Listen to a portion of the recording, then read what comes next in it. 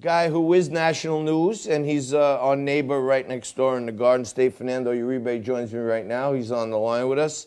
And Fernando's the host of Politically Direct on Insider NJ. And I see you got a nice new backdrop over there, my friend. A little talking politics behind you. This looks good. Last week you had Thank the you, John. dustbuster on the wall.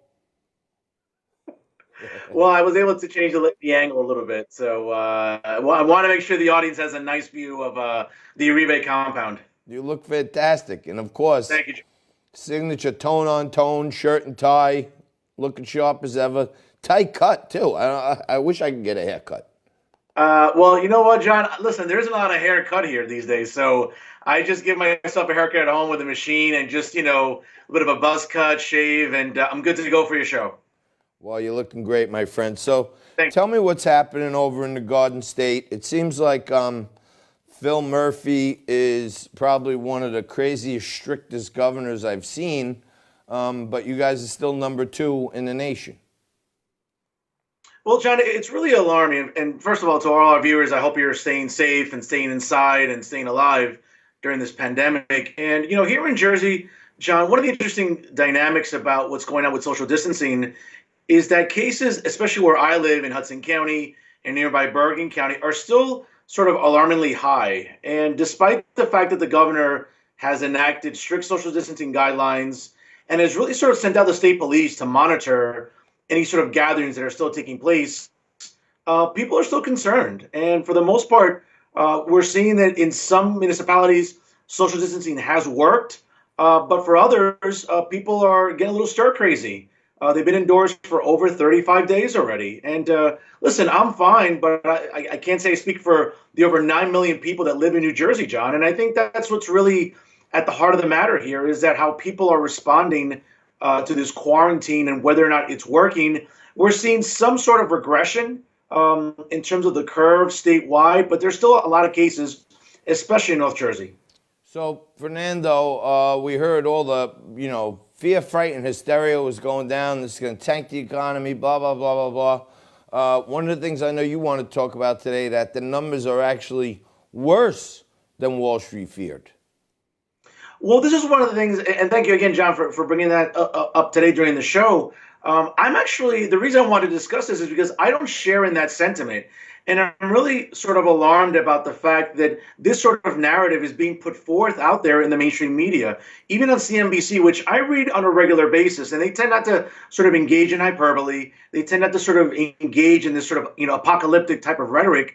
But reading that this weekend, I was sort of taken aback by it. I said, you know what? At some point, John, whether it's May 1st or June 1st, here in New Jersey or nearby New York or even in other states throughout the country, reopening the economy is going to happen.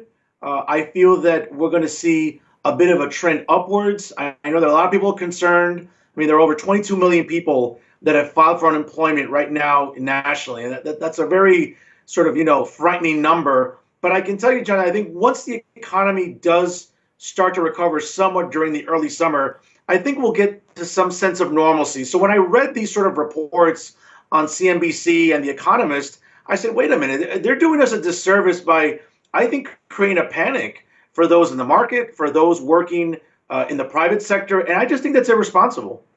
No, it definitely is. This is going to be a weird recovery here because if you ask me, there's certain stocks that will recover. But what's happening with the market right now, Fernando, it's really smoke and mirrors. It's really like a high wire act. Everyone knows the market's a forward-looking vehicle, so it's looking at 1 quarter, 2 quarters, at what the numbers might be or what they perceive they will be. And that's what the market is really gambling on, what's happening in the future. Right now, we know for sure that the numbers for the next 2 quarters are not going to be good. It's just they're just not going to be anywhere near expectations. So a normal market would be in for a beating right now. And, we are in kind of a stability mode here, still 20% off the top. But the government is pumping so much money into the markets and stimulation and liquidity in the markets that it's kind of artificially here. I think there might be at least one more clean out before the summer comes around.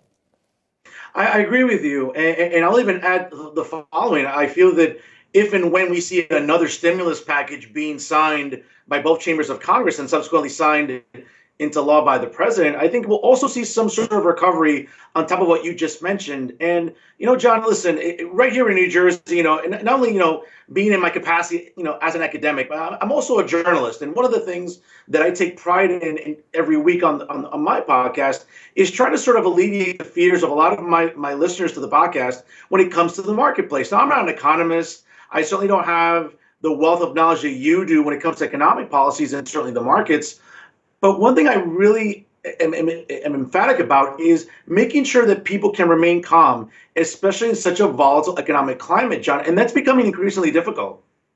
No, I'm watching the market for years and years and years, and one of the things, fortunately for me, is I've always been on what they call the short side of the market. So I look for overvalued situations, and I'm looking at this thing, and if the government wasn't pumping so much money into it, I would be shorting the market right now. But you got to step back when there's artificial stimulation in there. But Fernando,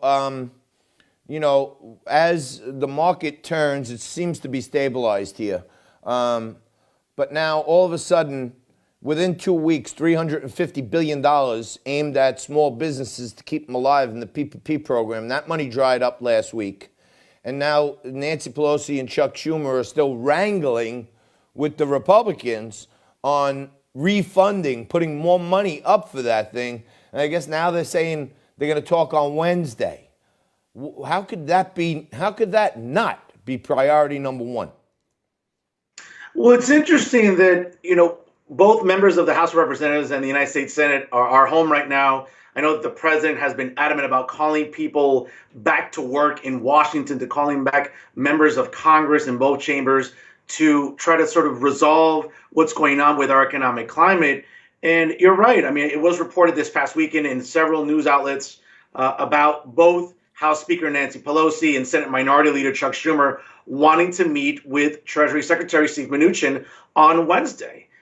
And John, again, we talked about this in a previous show.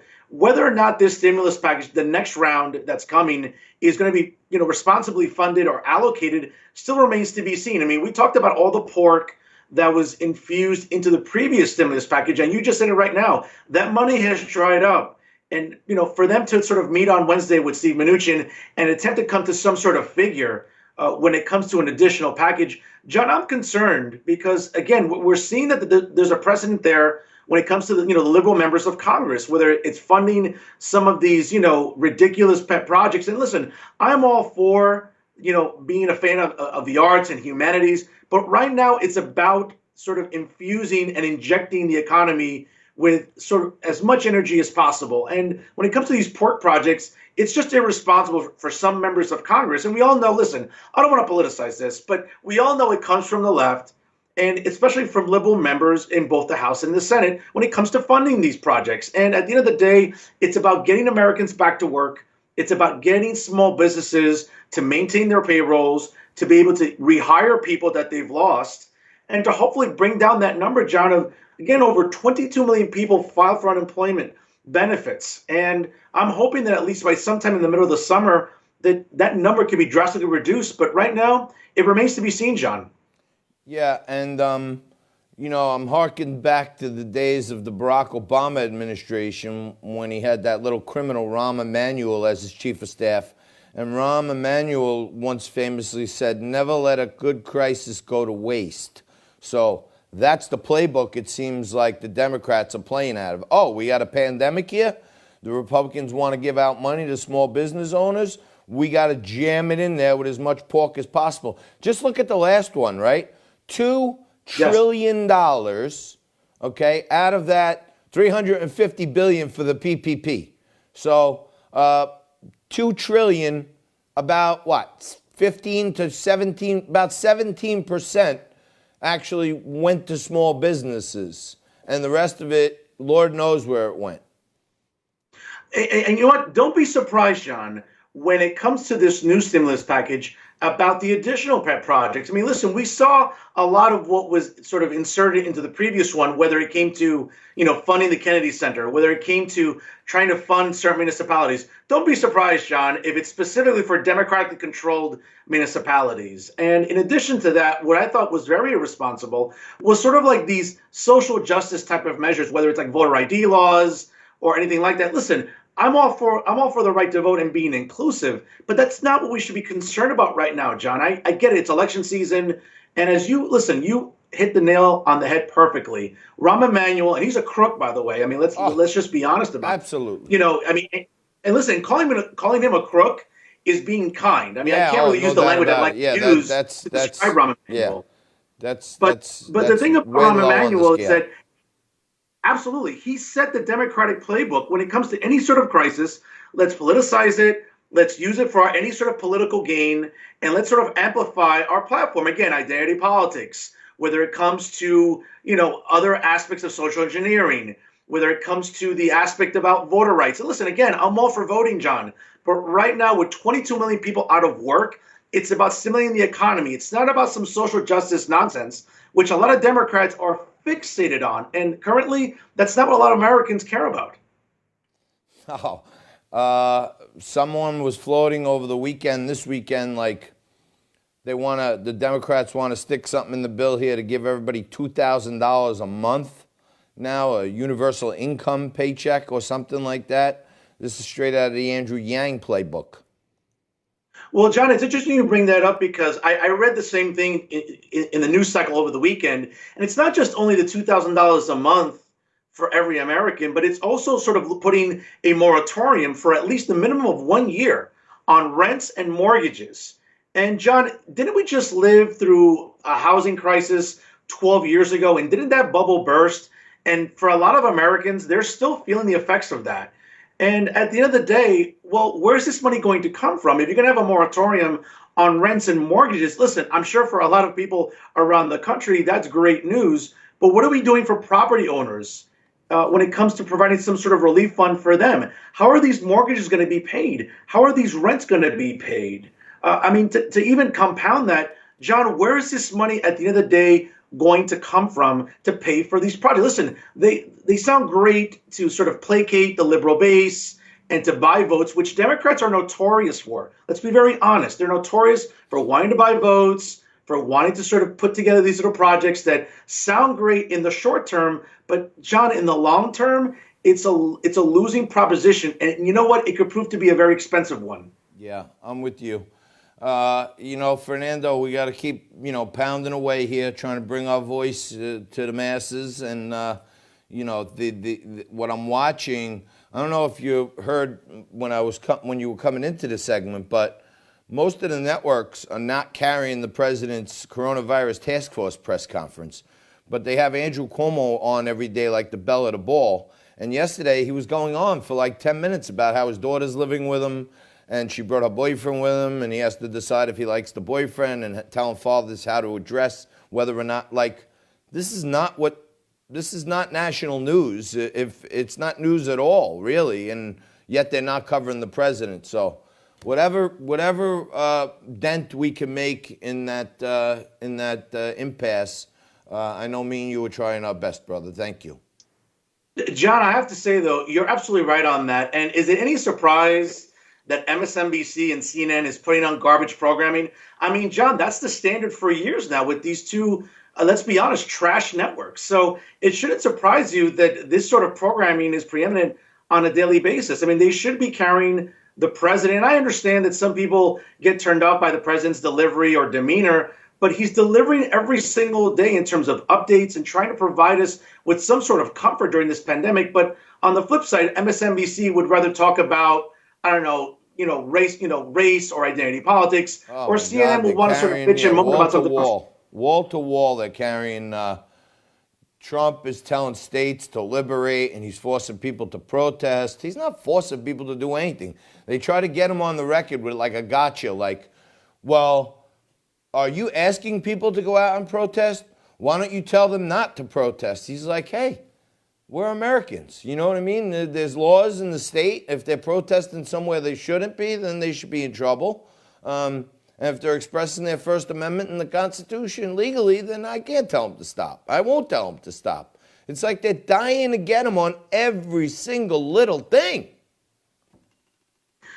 John, and what's intellectually dishonest about MSNBC and CNN is even just when you're watching their coverage, just the headlines or the captions during their broadcast. I mean, last week when the president was giving a presser, the idea of just the way that they were sort of verbalizing everything, it's just, again, it perpetuates and it feeds into the narrative that they're so dishonest. And for 4 years, they've had nothing but hatred for this president. And again, we're many months away until November 3rd. And we've talked about it before, but if the best that the Democratic Party can provide is Joe Biden, I'm telling you right now, despite the way the economy is sort of slowing down right now, and we're hoping it picks up, the fact that the president's approval numbers have taken a little bit of a dip, not something drastic, Joe Biden is not an inspiring candidate. And I think the president's going to walk all over him come November 3rd. But we're still many months away from that. But it's something to keep an eye on for, John. No doubt about it. Fernando, thank you so much. Really appreciate it, brother. I'll keep in touch with you, and hopefully you and the family are staying safe over there. Thank you for your time, John. Please stay safe, everyone. Same to you, my friend. All right, that's Fernando Uribe. Fernando Uribe, great friend of the show, and really on top of things. And you got to check him out online at Politically Direct on InsiderNJ.com.